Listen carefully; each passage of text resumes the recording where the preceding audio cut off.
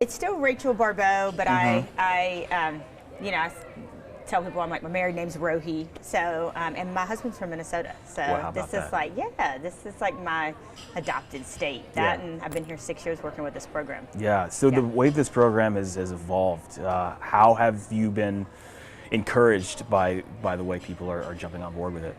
You know, look, here's the thing about PJ Fleck. He is as real and as genuine as the day is long. The only people I've ever, you know, there's people that don't understand him and maybe don't get like that his genuineness, his excitement, his enthusiasm for life is 1,000% like real, and those might be detractors, but they've been proved wrong. And for me, I tell people this.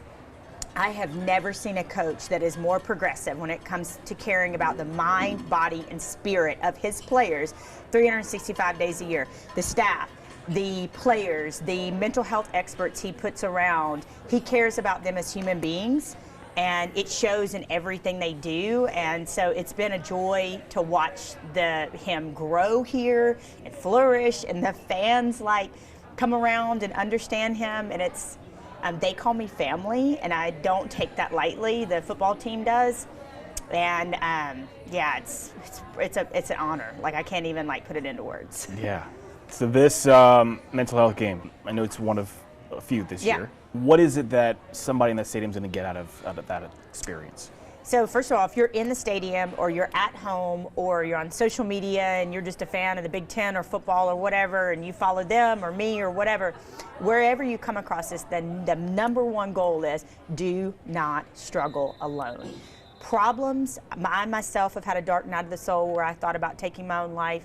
That came in isolation. That came from isolating myself and believing this lie that I couldn't burden anybody with my problems. And I tell people this all the time. People would rather share your burdens than carry your casket. And so when we did this first in 2019 before the pandemic and our whole world's changed, people asked me, what was the goal? What was the goal? And I said, if one person in that stadium feels less defective, less alone, and is more apt to seek help, then we've done our jobs. And I know we did that because I got messages from people that literally said, I went out and got therapy. I went and talked to somebody about what was going on in my life. Like, you helped me. And seeing a big bad football player talk about their mental health makes me understand I can talk about my mental health too. Mm-hmm. And I think that's part of the thing we've seen in the last year. Like when an athlete who we tend to prop up as larger than life, I say we, the larger, you know, as a whole, to see them say, no, I'm a human being. I have my struggles. I have the things that I worry about, and you know, it's certainly tough. How that relates to somebody else. I tell you what, you know, it's interesting. I was just talking to one of the Minnesota football players today because I was on campus and doing some work with the university as a whole on a larger scale. And we were talking about the stereotypes and the misconceptions when it comes to being an athlete. And you do look at an athlete and you're like invincible, big bad football player or soccer player, baseball player, and oh man, their life, you know, must be this, must be that. And in reality, you probably don't have any conception of what it takes or the idea of really what it takes to go be far away from home. Yes, some people get that, but the training, the rigors, the schedule, the travel, the expectations, the academics, all of those things, it's a lot on a person. And because there is this hero worship, right? Like there's this like, oh, you know, that guy's, we sometimes expect athletes not to have feelings or to be scared or to have anxiety or to have depression or any of those things. And so what's been really exciting for me the past couple of years is understanding and seeing that we're talking more and more about mental health in social media. You guys, everywhere we go, magazines, international athletes are talking about it. We've made a lot of progress, but we have a long way to go. Where can this continue to develop? I've said this the entire time, and I'm going to keep saying this to the day that I die. I am just like, I'm a mouthpiece. I'm a speaker, I'm a teacher, and a mentor. But my goal is to inspire people all over the country and all over the world to be their own mouthpiece, their own goal, to use their platform. I remember the first time we did this, some of the players after the game said, we changed the narrative. We took off the mask. Now, on its face, in a media interview, you're like, oh, took off the mask, changed the narrative. But when you start to use language like that, don't suffer alone, take up, and I'm talking about your COVID mask, the mask you wear for the world, that is huge because you are normalizing conversations about mental health. You're normalizing talking about it. And so when your favorite athlete starts talking about don't struggle alone, take off the mask, change the narrative on mental health, you're like, oh, wait, maybe I can talk to this is normal. I'm not alone. I'm not isolated. I'm not defective. I'm not broken. So it's always been my goal to empower others to use their platforms. Yeah. And having worked on this side of the business, how did this relate to you when you started to understand, you know, I mean, I think obviously having athletes front and center on this for that reason makes all the sense in the world. But I know it's a lot of us in our industry who, I mean, we just had someone, you know, pass away not too long ago. Not here, but I believe over in Wisconsin. Yeah. They do feel like I can't really open up like that. I'm supposed to be perfect. I'm supposed to be this veneer. Well, here's the reality. I don't care how much money you have. I don't care how much prestige you have. We saw, for gracious sakes, we saw Miss America jump to her death. You know what I mean? I mean, you know, all the money and the fame and the beauty and all of those things, and the newscaster, you know, former athlete, newscaster about to be married, everything that should make you happy. I don't care. We say it in the PSA. We do a joint PSA with myself and the players that'll play tomorrow in the stadium on social media. It doesn't matter your age, your economic background, your race, your money, your anything. Mental health affects us all. It affects us all, and again, there's freedom and healing in the light, and there's freedom and healing in the truth and taking off the mask. And I didn't start this movement particularly with mental health in mind. It started with purpose, passion, platform, my own experience of domestic violence, and who are you outside of your job or sports. But then, as it's reflected in my life, I lost my mom to cancer. And then 2 months later, I almost took my own life. And I believed that I couldn't call anybody. I believed that I was going to burden somebody.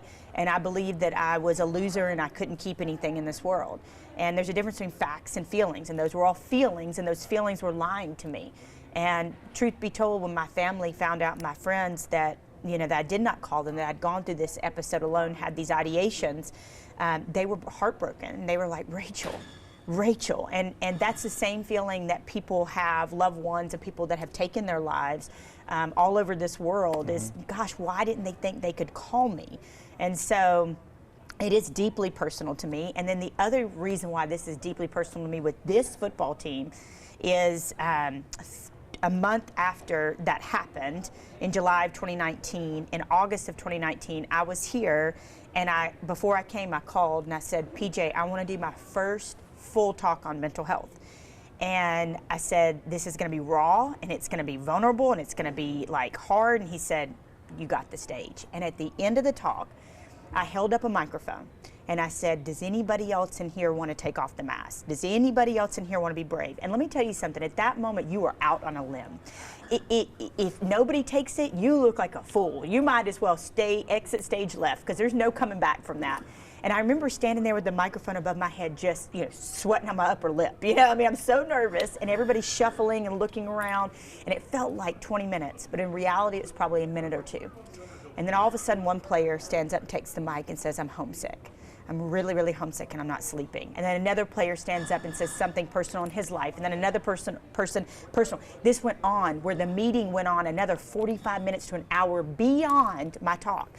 And that season, what those players and the bond that they had, it's just insane to me how close they were and are, and what happened in that room, because they didn't see each other as like football players, right? Like they got deep. They saw, a lot of them saw each other like the deepest parts of their soul for the first time in their life, and that creates a bond. I call it radical vulnerability. When you get that radical and that real, it, one, gives space for other people to do it, but two, man, whew, there was some powerful vibes going through that room that day. Wow. Yeah, that had to be. And I think, as you already mentioned it, you know, PJ's way of going about life, I saw him up close and personal, I think, doing some community rebuild here after, you know, what we had happen in 2020 here. And I was like, oh, okay, he's just like that. He is just all the That's time. who he He's just is. like that. That's like, who oh, he okay, is. Yeah. all right. It's easy to look at it and be like, is that much Is that energy? an act? Real? Is that a like, something? No, No. he's like that. He's like that. I was like, okay. That's who he really is. Okay. I'm with it. I'm with it. To open up the football team to you in that way, I mean, like that, it's an incredible act of trust. I mean, because of the way, how football goes, it's very, like, super tight-knit. Like, if you're on the outside looking in, you're just on the outside looking in. Yeah. And for you to be among all of that. I just sat in my room a moment ago. I'm trying not to cry, and I just wrote an open letter to them because I'm having dinner with them tonight, the team, and then I'll see them tomorrow. Like, they thank me a lot. No, I thank them. I thank them. To be called somebody's family, to be called family, to be asked in year after year after year after year. There are programs around this country. Oh, yeah, we had her in 3 years ago. We're good. No, PJ told me something 6 years ago that changed the trajectory of my life, in my career. He said, if you can talk on other topics, if you can diversify yourself, I will continue to bring you in. That was like this change, like aha moment in my life. I went back to the drawing board and I started studying relationships and psychology and men and purpose and leadership. And so people ask me, when you're not traveling, what are you doing? I said, studying, reading, studying about masculinity and men and manhood and psychology, all the things. And so he said, look, I could have other people in here, and I do, but why not have you in once a year? Because you can talk about women, dating, relationships, all the things we talked about. And so he changed the trajectory of my career, and I forever have him to thank. The future of your movement, as we talked about where it goes. You know, it was really neat today. It was awesome. I met with university, people. I met with, I've talked to the president about her PRISM board that she has for mental health around the entire campus. And so we talked about doing something for all of the athletes, and then not only all the athletes, but having a potential like town hall forum for the whole university and inviting people and having. So we want it to spread. That's the desire. Like, that's the next step. Like, why keep this, in my opinion, why keep this just in football? Why wouldn't this spread out and touch more people? In the meeting that we had today, we talked about that. Yes, we love that it's for our athletes, but what about the kid that's sitting in Dinkytown right now in an apartment by himself, suffering and alone and homesick and stressed out? And, and he needs it just as much as this football player does. And I think, as you mentioned already, like the pandemic, I think, brought a lot of this to the surface for people. Like I think it's easy for folks to have said, and I think I was probably one of them, to say like, oh, no, I'm like mentally, I'm a very strong person. Everything is usually fine. I can usually figure it out. Yeah.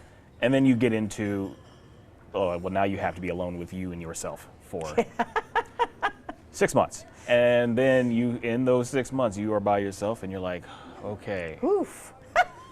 Hello, nice to meet you. Me. And then you're like, okay, so it's not just me. I think that jumping off point for everybody, having gone through that same collective experience for the most part, seems to have made this a lot more, I guess, attractive. People are more receptive to the idea and more willing to say, yeah, let me lay myself bare on this, because we're all going through it. And that level of honesty, I think, benefits all of us, I think. Radical vulnerability. Mm-hmm. That's what it is. That's what we're teaching. That's what we teach, not to suffer alone. We teach that to take off the mask. We teach that people love you and you are valuable and the world needs you. And you have not even met all the people that are going to love you and that you're going to love. And you have no idea what is down the road or around the corner. And we teach people, first of all, mental health it's all of it. But we teach people within that how to have good love for yourself so you can have good love for others. Oftentimes, as human beings, we're out there looking for it in every other person, but we don't have it in ourselves. And so we get granular in my movement and teach about how to talk to yourself when your feet hit the floor. What is your inner dialogue? What do you do for soul care, which we say is deeper than self-care? And I'm a very big speaker, teacher. I've got a book coming out next year about tactical takeaways, like practical tactical takeaways. I can make you feel great in my talk, but if you 5 days later are just right back to, and there's no takeaways, there's nothing that you can go and apply in your life, then what have I done? So for me, it's all about that practical and tactical takeaway. Yeah. Yeah. So as we get through this weekend and the other games coming up, what else should we know? What else should we take away from everything coming up?